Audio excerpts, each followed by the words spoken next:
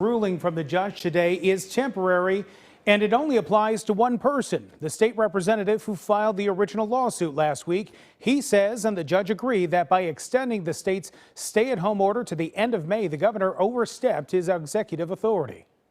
Tonight, the governor reacts. This ruling has put the people of Illinois at risk.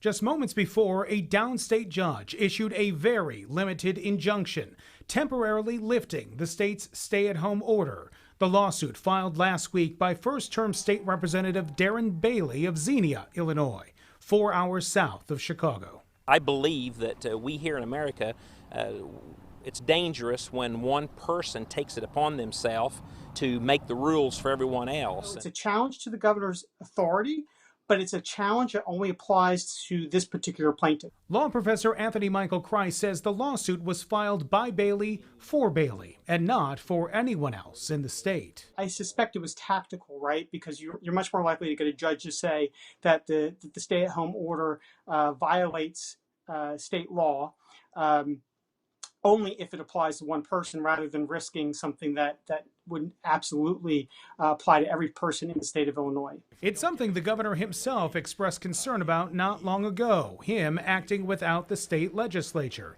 Still, the governor's office says the state will appeal to keep his order in place for everyone, including Representative Bailey. The stay-at-home order has prevented tens of thousands of illnesses and thousands of deaths. History will remember those who put politics aside to come together to keep people safe. It will also remember those who so blindly devoted to ideology and the pursuit of personal celebrity that they made an enemy of science and of reason.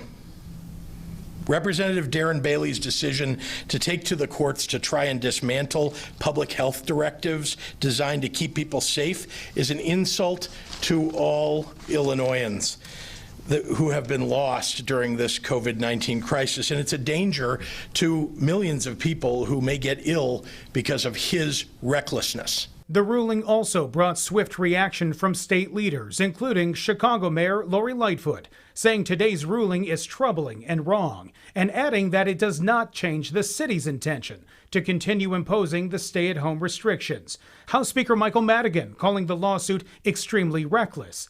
And State Senate Minority Leader Bill Brady said Illinois Senate Republicans stand ready to return to Springfield to take up COVID-19 related issues. That, says Kreis, may be the one thing that comes from this lawsuit: action from Springfield. I think what you're going to see is not only an appeal from the governor of this particular restraining order, but you're going to see the legislature probably step in as well and affirm the governor's authority to issue a stay-at-home order into May and possibly into June. And if the legislature does that, then that moots out this case in its entirety. The state's appeal likely will be handled by Attorney General Kwame Raoul and will go to the state's appellate court. As you heard, if state lawmakers actually meet, discuss, and vote on the governor's emergency powers, today's ruling may just become a small footnote in all of this once it's over.